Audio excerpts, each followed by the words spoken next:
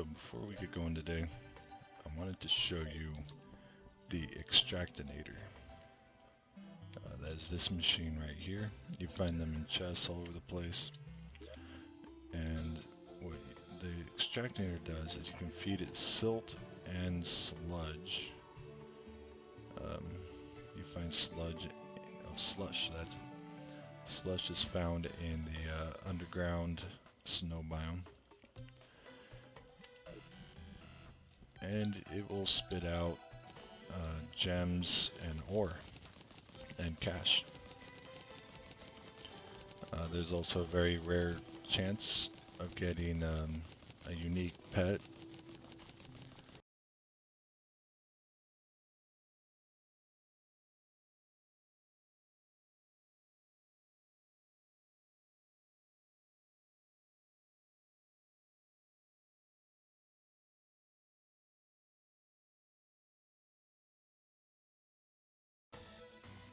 There we have it. So we found a fair amount of gold and a lot of gems and a lot of different ores. And there's one one gem that is unique, and that's this amber. You do not find this anywhere else in the game, and it can be used to craft a number of different things, just like your normal gems. The unique thing is the crate potion though, and crates, I think crates is what I was thinking of when I was telling you guys you should wait until hard mode to open them. Crates are found while you're fishing, and they have a chance to drop ores, as well as some other unique items. So that's what the Extractanator does. It also can convert, let me pick it up and show you. It can also convert fossils into, I forget what it converts them into. Yeah, it converts desert fossil into sturdy fossil. Sturdy fossil is a material and creates an early normal mode armor set that is benefits throwing weapons mainly. So just wanted to show that to you guys before we got too much further in the game, as it's already pretty late, but better late than never, I suppose. So at this point we are at kind of a crossroads again. We are almost in the end game. There are only a couple more bosses ahead of us and a few events. We've got some very powerful armor. We've got some very powerful weapons, and pretty decent accessories. But from here on out, it takes a little bit longer to collect resources for specific things. So it's a good idea to make a choice in which direction you want to go. If you want to go melee, then what I would do is head back into the jungle, run around looking for those giant turtles, and kill them, hoping to get some more of these turtle shells. 3 of those turtle shells will allow us to get the turtle armor. Well, 3 turtle shells plus a lot of chlorophyte. And the turtle armor is very, very, very good for melee characters. Very high defense. In multiplayer, it will make enemies tend to go after you, so you can be sort of the tank for your team. And then the turtle armor can then be upgraded to the Beetle Armor, which I believe has even higher defense. It even has its own set of wings if you want the matching set. And whether you go with the scale mail or the beetle shell determines whether you're faster, deal more damage, or a higher defense, and similar to the turtle armor, you draw aggro from the enemies. So if if you're gonna go for melee, I would set that up for your armor. There's also a number of very good weapons.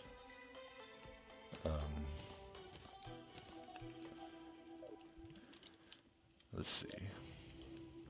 Yes, if we launch the Solar Eclipse event from these solar tablets that are made from solar tablet fragments, which are found in the underground jungle temple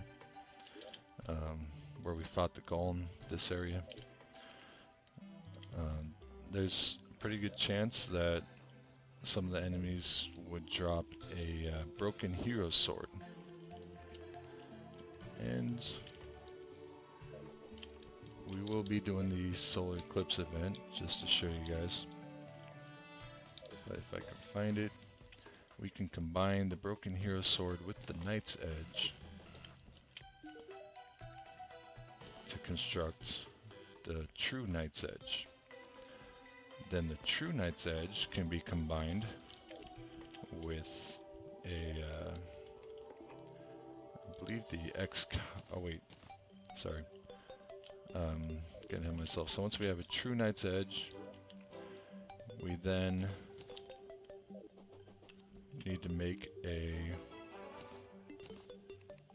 Excalibur from hollowed bars. So in this case we would have to beat some more of the mechanical bosses to get more hollowed bars, but that will create the Excalibur. We can combine the Excalibur with the another broken hero sword to get the true Excalibur, and then combine the true Excalibur with the true Knight's Edge, and possibly a third broken hero sword to make the Terra Blade, I believe it's called, which is one of the strongest swords in the game. So you would want to do that. You would also want to find a good flail for doing ranged work. One of the bosses we're going to kill in the near future has a very good flail that it drops, but we're not going to go melee. We're going to stick with the ranged stuff, specifically the spellcasting. If you were so inclined as to go with the ranger setup, using guns and whatnot, then we would take our chlorophyte bars,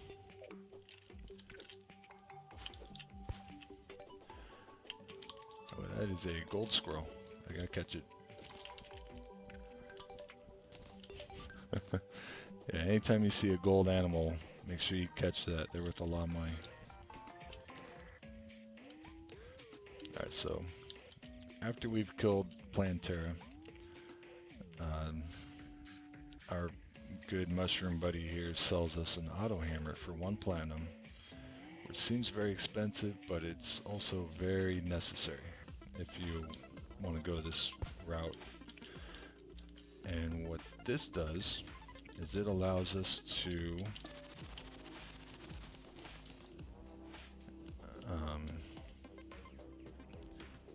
I guess I need more glowing mushrooms. Hold on.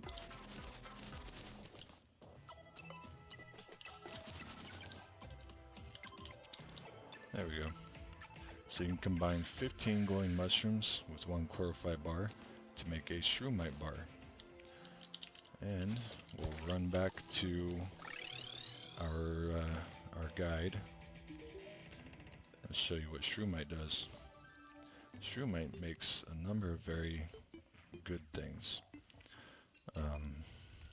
There's the Shroomite Armor set, which is all about range damage. And there's 3 different flavors. There's the helmet, which is good for rocket damage.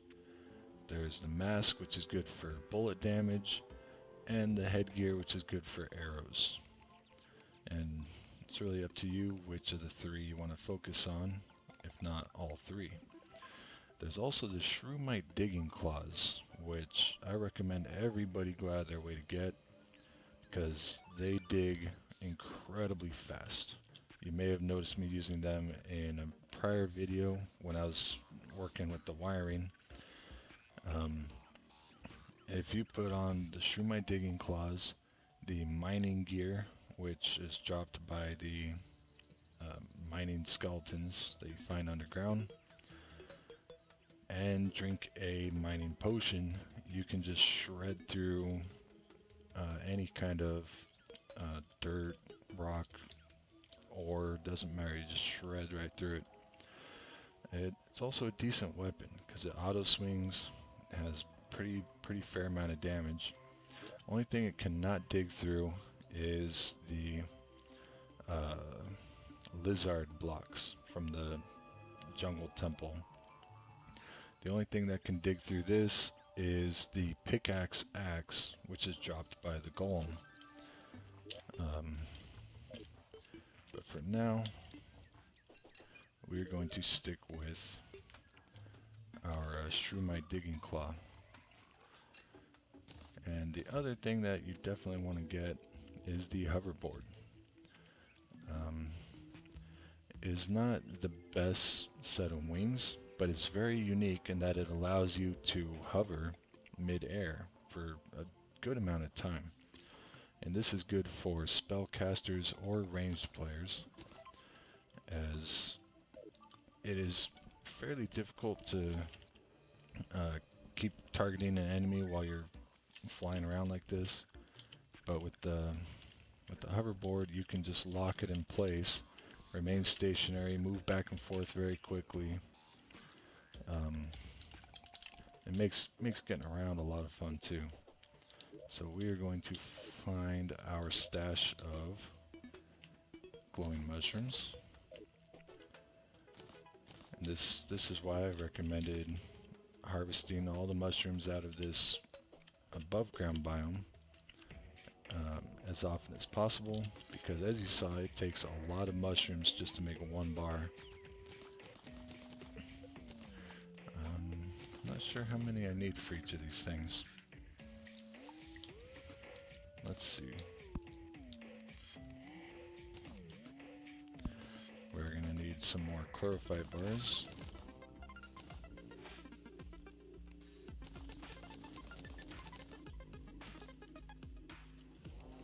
Okay, the claws is 18. I don't see the hoverboard, so we need more.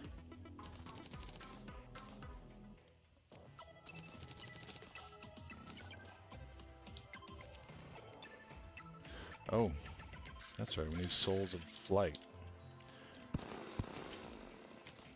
Alright, let's go get those. And with that, we've got our hoverboard and our digging claws. And yes, that's pickaxe and axe power, which means it's going to completely replace our hurtful tracks. Only problem is it has -1 range, which is honestly not really that big of a problem. Okay, +3 damage too. That's a good modifier. Alright, let's take that die off so you guys can see it. So it works just like normal wings. You hold down spacebar to go up. When it runs out of juice, you hold down spacebar to float slowly down, or let go to just drop. The main thing is, if you hold down while holding spacebar, you hover. And while hovering, you can change direction very quickly. So that is why I highly recommend this for even spellcasters, as you can hover over things and deal a lot of damage very quickly with a lot of control.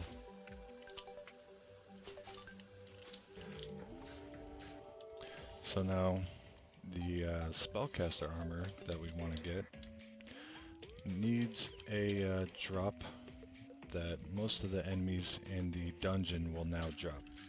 There are some much more difficult enemies in the dungeon, and that's where we're headed now. Now these guys, we'll make sure we do not kill them. That'll start an event that will get us in a lot of trouble. So what we're looking for down here is Ectoplasm, along with a couple of weapons that drop from unique monsters. So there's Ectoplasm. It pops out after you've killed one of these enemies down here. And that there is a Paladin. Paladins are very, very, very tough.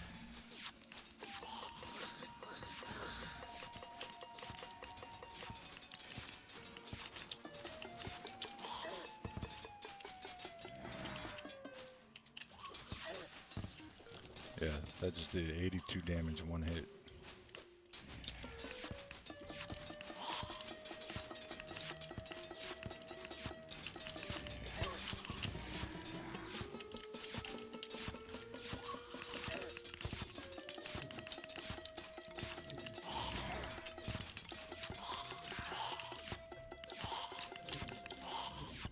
And that was a very lucky drop. We got the Paladin's Hammer off the first one we killed. And if I was playing as a melee character, I'd be doing jumping jacks right now. This thing does insane amount of damage. Works a lot like a boomerang.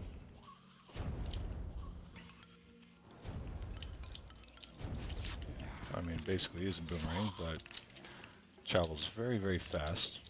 Somewhat short range, and does not auto-fire. You have to click every time. But the amount of damage it does is just crazy. And you can see for yourself, I'm not even wearing melee armor. And it's still just tearing people up.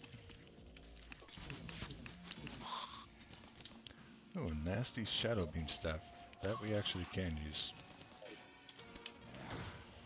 So this fires this beam that bounces off of walls. As you can see, it just kills stuff.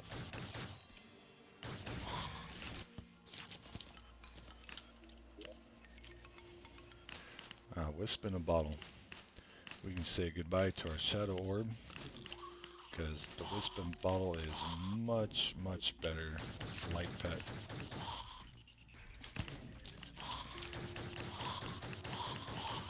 As you can see, the amount of light he is emitting is much brighter, and he stays really close to us as we move around. He doesn't lag behind like the Shadow Ball does. Ooh, that's another good one. The Adept Magnet Sphere. Absolutely love this spell. It fires out this slow-moving orb that will continue to just launch lightning strikes at stuff. You can only target one thing at a time, but you can send one of those off and then follow it up with attacks of your own. Okay, so 1 Ectoplasm, 2 chlorophyte gets you 2 Spectre Bars. And we also need a lot of this stuff to make our pumpkin and I forget what it's called, frostmint stuff. Okay, so we got a couple Spectre Bars. Let's see what we can make with it. So we have Spectre Wings, which are pretty good, but I'm not going to make those. We also have some Spectre Paint tools, which I guess are the best painting tools in the game. We also have a Spectre Ham Axe, which is a good upgrade to our Autohammer. But we're good on axe power with our Digging Claw. We're good on hammer power. It has +3 range though, which is pretty good for knocking out the back walls of stuff. Same with the pickaxe. This is a good alternative to our Digging Claws just because of the incredible range that it has. But this is what we're really interested in, is our Spectre Armor set. And there's 2 different helmets, one for offense and one for defense. The mask has higher defense, increases our max mana by 60, reduce mana usage by 13, and 5% increased magic damage and critical strike chance. and the hood just gives 40% increased damage, which is a lot. And I think the armor set for this whole thing will heal us based on percentage of the damage that we deal with magic weapons, which is huge. Being able to heal yourself while dealing out tons of damage is definitely a good thing. Not quite. I need some more ectoplasm.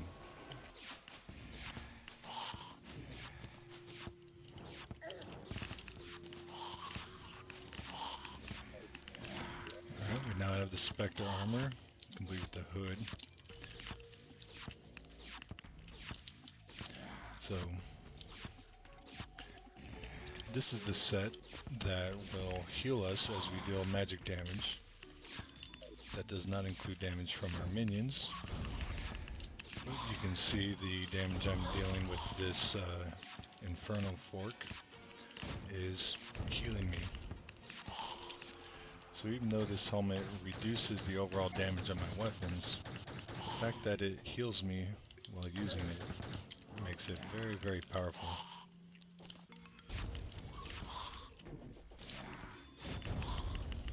And we got a new spell.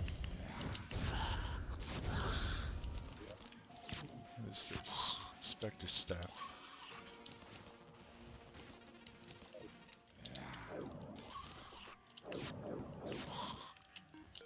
So fires homing projectiles, that's kind of cool.